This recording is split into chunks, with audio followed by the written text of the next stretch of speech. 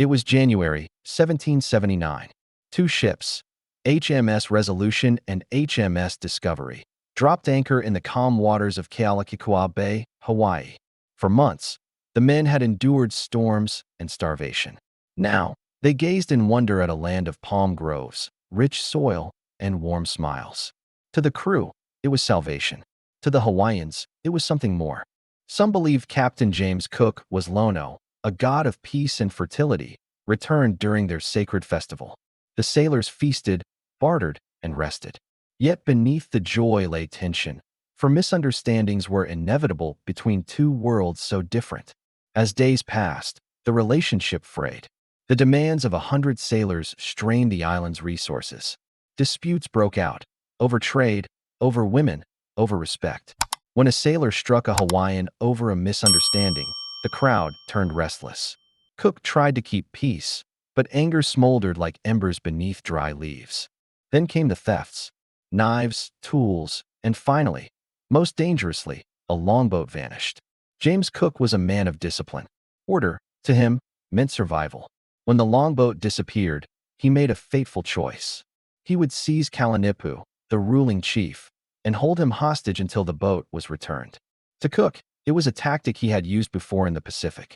To the Hawaiians, it was unthinkable. On the morning of February 14th, Cook landed with Marines, muskets ready. The chief, surprised but unalarmed, agreed to walk with them toward the shore. But word spread quickly. Men, women, and warriors gathered, filling the path, their voices rising.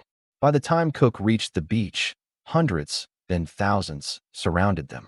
The Hawaiians pressed closer. Some shouted in anger, others pleaded with their chief not to go.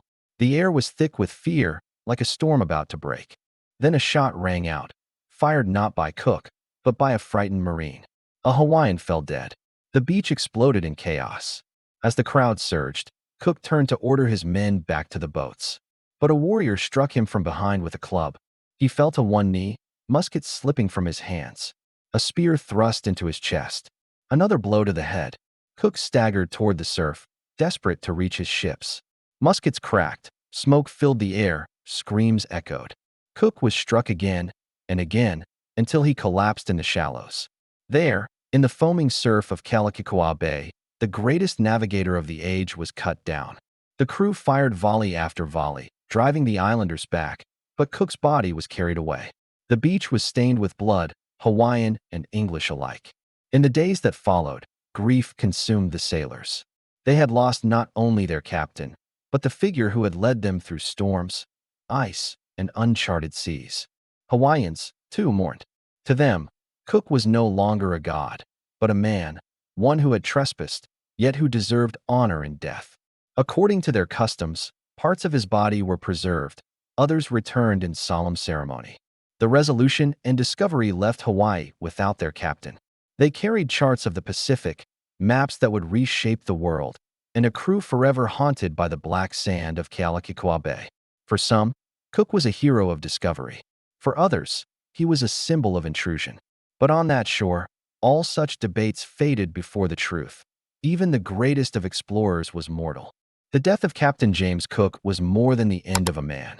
It was the end of an age, the moment when the gods of exploration were revealed to be flesh and blood, vulnerable to the same fate as any sailor, beneath the same sun, upon the same sea. Thanks for watching this video. Please hit the subscribe button and leave a like and comment. See you next time.